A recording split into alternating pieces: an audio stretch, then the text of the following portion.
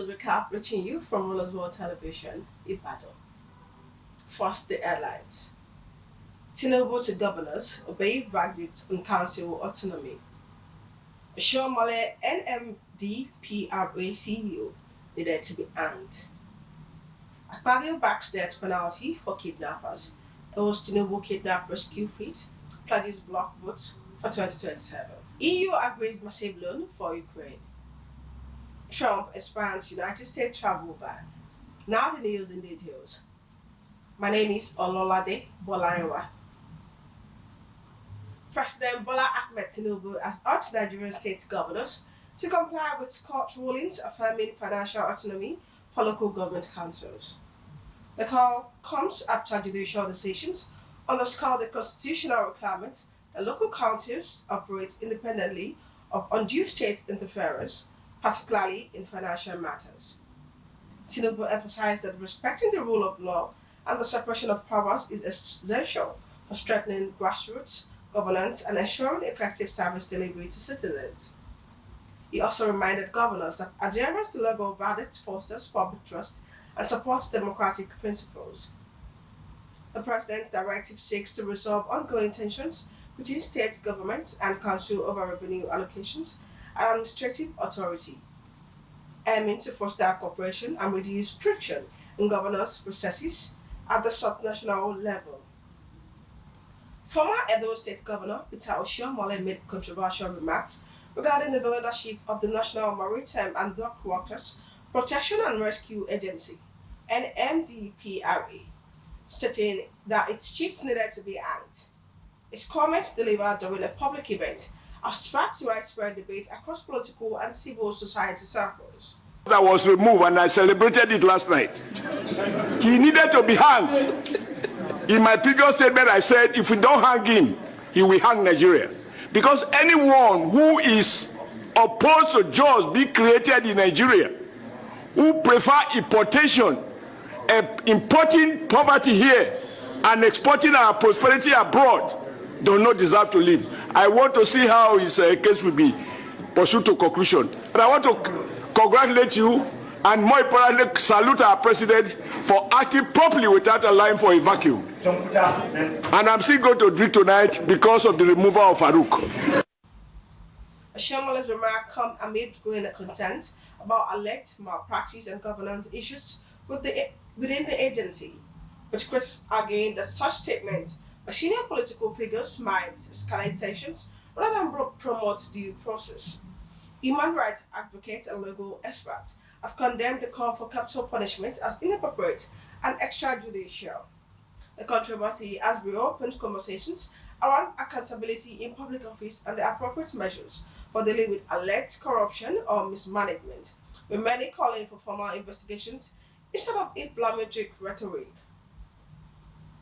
Senate President Godswill Akpabio has publicly endorsed the restatement of the death penalty for kidnappers in Nigeria, arguing that harsher punishments could act as a stronger deterrent against the rising tide of abduction and insecurity in the country. His remarks were made at a recent political gathering where he highlighted the need for robust legal frameworks to curb violent crime. Akpabio also praised President Bola Ahmed Tinubu for the government's recent success in rescue operations that freed efforts kidnapped victims, describing the effort as a remarkable feat in the fight against insecurity. He suggested that a stronger legislative backing for anti-kidnapping policies would complement executive actions and enhance national safety. Looking ahead to the 2027 general elections, Akpabio pledged block votes and unified support within the Senate for Tinubu's policy agenda, emphasizing political coalition and strategic alignments within the executive and legislative arms of government. Now on foreign news, European Union leaders have agreed to provide Ukraine with €90 billion, about $105 billion interest-free loan to support its military and economic needs over the next 2 years. The decision was taken at a summit in Brussels after intensive negotiations with member states opting to borrow funds on capital markets rather than top frozen Russian assets to finance the package. On one hand, we proposed EU borrowing on the market, and on the other hand, we had developed the reparations loan. Very important was in our discussion that last week already on Friday, we had sent a very clear and strong political message by immobilizing the Russian assets in the European Union over the long term. So that message was very clear. And building on that, we today had then agreed to find a solution for the financing of Ukraine in the next 2 years. The member states have agreed to finance the Ukraine through EU borrowing on the capital markets for an amount of 90 billion euros for the next 2 years. We will do this by way of enhanced cooperation that is backed by the EU budget headroom and based on an unanimous agreement to amend the MFF. Similarly to the reparations loan, very important here, Ukraine would only need to pay back the loan once it receives reparations. Until then, the immobilized Russian assets will remain immobilized, and the Union reserves its right to make use of the cash balances to finance the loan. This is the solution we found together, and as discussed in the last weeks, financing Ukraine beyond 2027 will then be part of the next MFF discussion. The loan is intended to help Kyiv cover its budget shortfalls and defense expenditures as the conflict with Russia continues, with leadership emphasizing the urgency of ensuring Ukrainians' financial stability into 2027. While the EU leader failed to reach a consensus in using €210 billion in frozen Russian sovereign assets as collateral or direct funding due to legal and political disagreements, the bloc reaffirmed its commitment to exploring reparations-based financing mechanisms in the future. Ukrainian President Volodymyr Zelensky welcomed the agreement, calling it significant support that truly strengthens our resilience and stressed that the loan must arrive ahead of anticipated financial shortfalls early next year.